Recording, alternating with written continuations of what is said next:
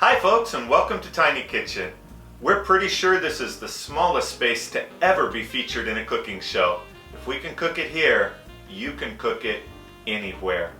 Did you catch this week's recipe riddle? I'm a favorite in Spain and Mexico, but it took the Philippines to love me and make me an art. We're going to test your knowledge of geography this week. What am I? Well, I'm adobo. And today we're going to be cooking a special version of adobo made in a crock pot. I recommend when you make this that you do it in 3 steps to make it fast and easy, even for a busy schedule. Marinate your meat at night. 5 minutes prep, put it in the refrigerator. In the morning, put it into your crock pot and set it on 8 hours at low heat. It's ready when you come home from work. What's simpler? And oh so delicious. Our ingredients today are really easy. 1 medium pork loin cut into chunks, 4 cloves of garlic, a teaspoon of black peppercorn, a teaspoon of truvia, a few bay leaves, sea salt, cane vinegar, and this is important, cane vinegar, not any other. The flavor is incomparable for this dish, and you can find it at any Asian cooking store and some of the better stocked larger supermarkets. And chicken broth. That's it. Are you ready to get started? All of our ingredients are already in the marinade, which I prepared last night in preparation for the shoot today. Everything is in here except for the chicken broth, the vinegar, and the salt. Those will get added as we go. So let's go ahead and take our prepped marinated meat and transfer this to the crock pot.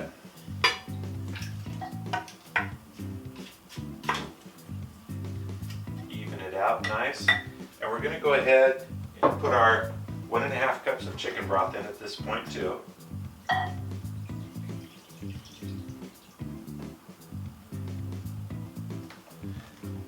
And then we'll transfer this to the crock pot, and today I'm going to cook it on high for 4 hours. You can either do it this way on a weekend or you can cook it on low for 8 hours so that you can cook it while you're at work. Let's go ahead and put it in the crock pot. I'll see you in a few hours.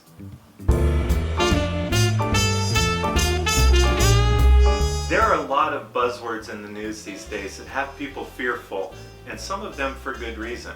For example, GMO, or genetically modified organism. What are they?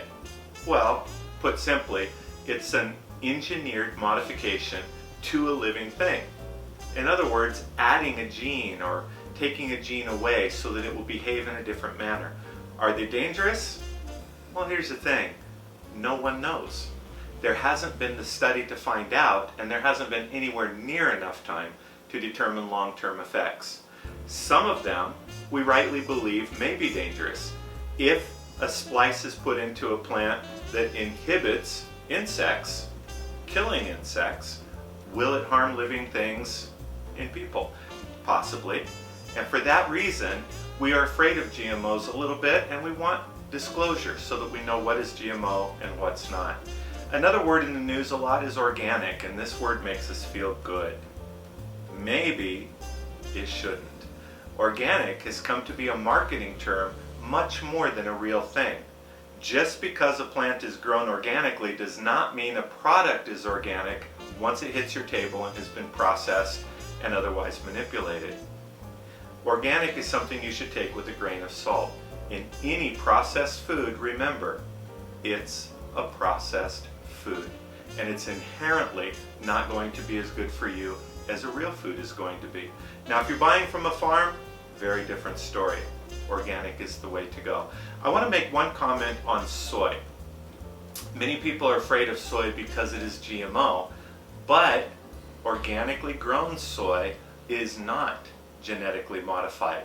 So from there, you just need to look at the processing involved and other ingredients added.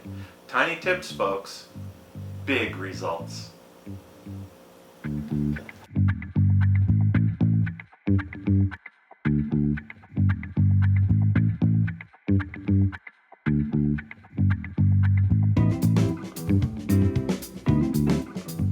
All right, we've been on the stove for 8 hours and we have just 3 ingredients left to put in. Our vinegar, our truvia, and a little bit of salt. Let's go ahead and do that.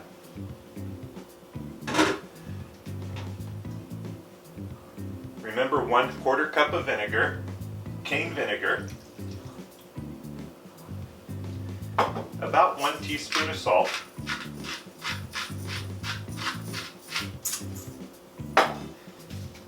and 1 teaspoon of Truvia. Be careful not to overdo the sweetener.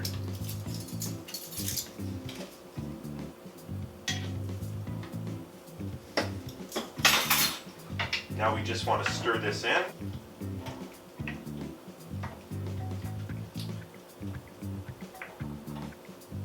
And we'll pop the lid back on and cook for another 30 minutes.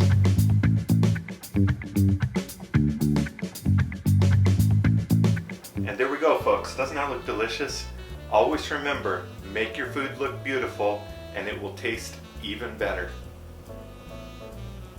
I'm a favorite in Spain and Mexico, but it's the Philippines that loved me and raised me to an art form. What am I?